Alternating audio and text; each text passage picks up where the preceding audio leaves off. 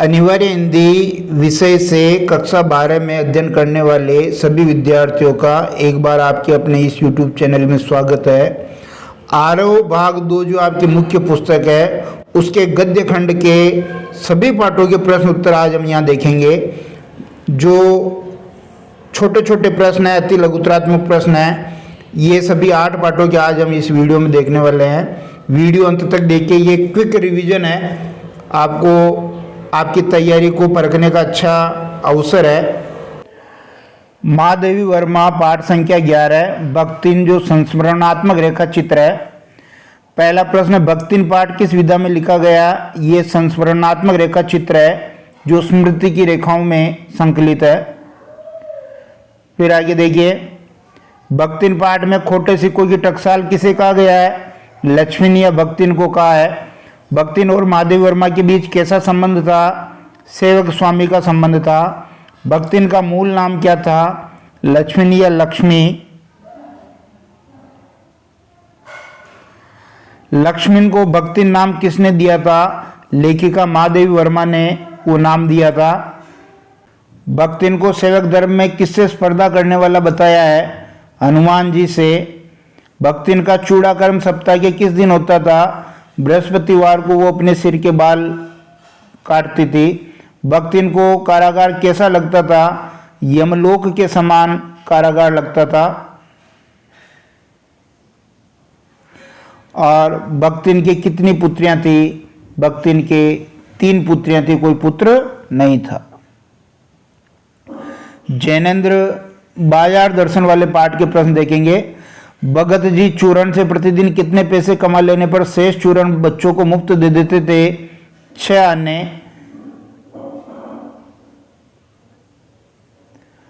बाजार को सार्थकता कौन मनुष्य देता है? जो जानता है कि उसे बाजार से क्या लेना, अर्थात बाजार से जरूरत की चीजें खरीदने वाला व्यक्ति उसको सार्थकता देता है। लेखे के अनुसार बाजार का जादू किस राह पर काम करता है?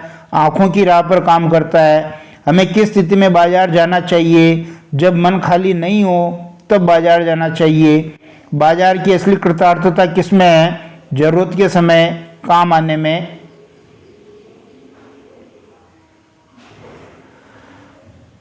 ऊंचे बाजार का आमंत्रण कैसा होता है? ऊंचे बाजार का आमंत्रण मूक होता है। बाजार का बाजारोपन कौन बढ़ाते हैं? परचेजिंग पावर के गर्व में अनावश्यक खरीदारी करने वाले व्यक्ति बाजार का बाजारूपन बढ़ाते हैं। बाजारूपन से क्या आशय है? बाजारूपन का मतलब होता है कपट। बाजार के जादू का असर कब खूब होता है? जब मन खाली होता है और आप बाजार चले जाते हैं तब उसका असर होता है। लेखक ने शोषण करने वाले बाजार के अर्थशास्त्र को क्या कहा है? उसे अनीति शास्त्र कहा है। धर्मवीर भारती काले मेघा पानी दे संस्मरण के प्रश्न उत्तर। काले मेघा पानी दे पाठ किस विधा में लिखा गया है? ये संस्मरण विधा में लिखा गया पाठ है।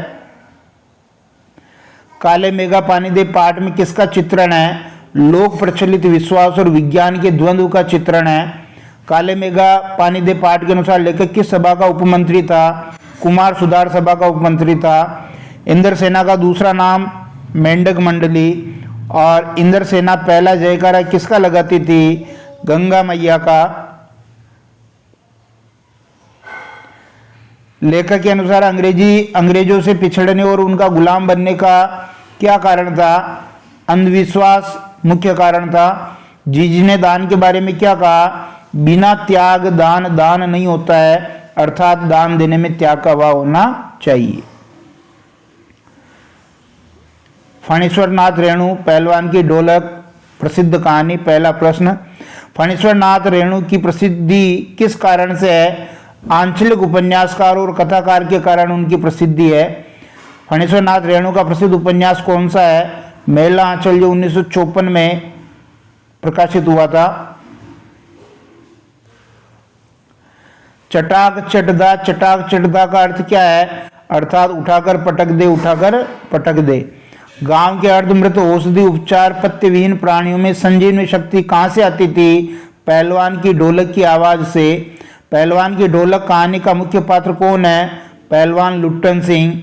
और लुट्टन पहलवान के गांव में कौन सी बीमारी फैली थी? मलेरिया और हैजा बीमारी फैली थी।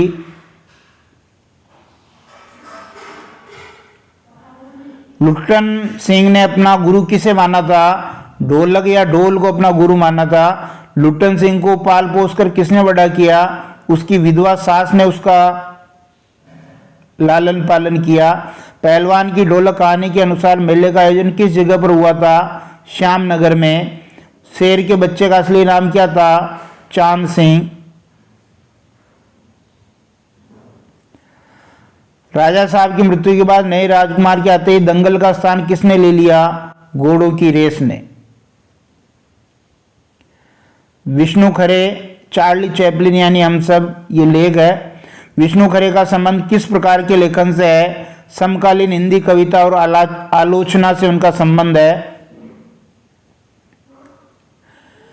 पिछले कई वर्षों से लगातार सिनेमा विधा पर लेखन कार्य कौन कर रहे हैं? विष्णु खरे कर रहे हैं। विश्व सिनेमा किसके समानांतर फल फूल रहा है? विश्व सिनेमा विश्व साहित्य के समानांतर फल फूल रहा है। चार्ली चैपलिन यानी हम सब पाठ हमें क्या जानने का अवसर देता है? ये चार्ली चैपलिन जो अभिनेता है उसके भीतर के इंसान को जानने का अवसर देता है। चार्ली चैपलिन का जन्म शती वर्ष कौन सा था? 1989। चार्ली चैपलिन की फिल्में मुख्य रूप से किस पर टिकी है? भावनाओं पर। लेखक ने चार्ली का भारतीयकरण किसे कहा है? बहुत इंपॉर्टेंट, राज कपूर द्वारा बनाई गई फिल्म आवारा को। चार्ली की सबसे बड़ी विशेषता क्या है? चार्ली की सबसे बड़ी विशेषता है फिल्मों में स्वयं पर हंसना।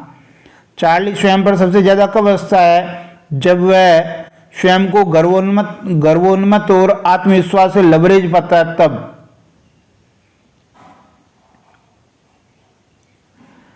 चार्ली की फिल्मों में उनकी कौन सी प्रिय छवि देखने को मिलती है? ट्रैम्प यानी बद्दू, खनाब, दोष और आवारागर्द। चार्ली चैपलिन यानी हम सब में किन बातों को रेखांकित किया गया है? हास्य अभिनेता चार्ली के कलाकर्म की मूलभूत विशेषताओं को यहाँ रेखांकित किया है। हिंदी सिनेमा में चार्ली चैपलिन जैसी भूमिका निभाने वाले अभिनेता कौन है? राज कपूर। राज कपूर की 2 फिल्मों के नाम लिखिए जिसमें चार्ली चैपलिन का प्रभाव है। आवारा और श्री 420, अनाड़ी, मेरा नाम जोकर। चार्ली चैपलिन कौन है? हास्य फिल्मों के महान अभिनेता और निर्देशक हैं। चार्ली चैपलिन की पहली फिल्म कौन सी थी? मेकिंग ए लिविंग, जो जन्म शती वर्ष था 1989, उसमें 75 वर्ष उसने पूरे कर लिए थे। चार्ली चैपलिन की कौन सी हरकतें दर्शकों को याद रहेगी? चार्ली की घड़ी सुधारते हुए और जूते खाने की कोशिश करते हुए जो हरकतें हैं वो दर्शकों को याद रहेगी। चार्ली की फिल्मों की सबसे बड़ी विशेषता क्या है? करुणा और हास्य के तत्वों का इसमें सामंजस्य है। ये भावनाओं पर आधारित है। किस पर आधारित है? भावनाओं पर ये फिल्में आधारित है। 16वां पार्ट है रजिया सज्जाद जहीर की कहानी है नमक। सिख बीवी ने लाहौर से कौन सी सौगात मंगाई थी? लाहौरी नमक मंगाया था। सिख बीवी किसे अपना वतन मानती थी? ये लाहौर को अपना वतन मानती थी, रहती भारत में थी।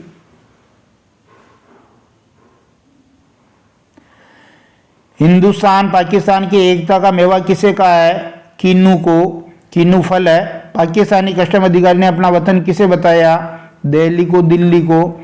नमक कहानी का मुख्य पात्र कौन है? सफिया। हाँ मेरा वतन ढाका है कथन किसका है? भारतीय कस्टम अधिकारी सुनील दास गुप्त का। नजरुल इस्लाम कौन थे? बांग्ला के प्रसिद्ध क्रांतिकारी कवि थे। लाहौर अभी तक उनका वतन है और दिल्ली मेरा, तो बाकी सब रफ्ता रफ्ता ठीक हो जाएगा कथन किसका है? ये पाकिस्तानी कस्टम अधिकारी का है।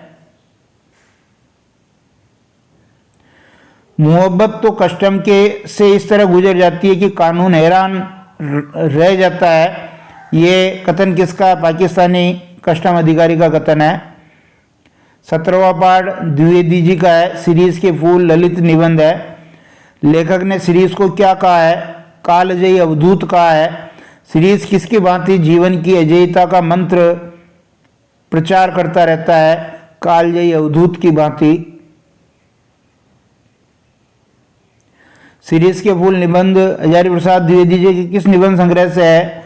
यह कल्पलता में संकलित है। सीरीज के फूल निबंध के अनुसार जगत के अति परीक्षित और अति प्रामाणिक 2 सत्य कौन कौन से हैं? जरा और मृत्यु।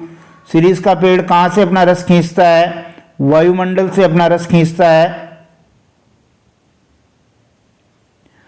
हाय वह अवधूत आज कहाँ? पंक्ति में अवधूत किसे कहा है? यहाँ महात्मा गांधी जी के लिए अवधूत आया है। सीरीज के फूल कौन सी ऋतु में खिलते हैं? वसंत ऋतु में खिलते हैं, आषाढ़ तक खिले रहते हैं। सीरीज के फल व फूल कैसे होते हैं? फल तो कठोर होते हैं, फूल कोमल होते हैं, फल आसानी से अपनी जगह नहीं छोड़ते हैं। संसार की सबसे सरस रचनाएं किसके मुंह से निकली है? अवधूतों के मुंह से निकली है।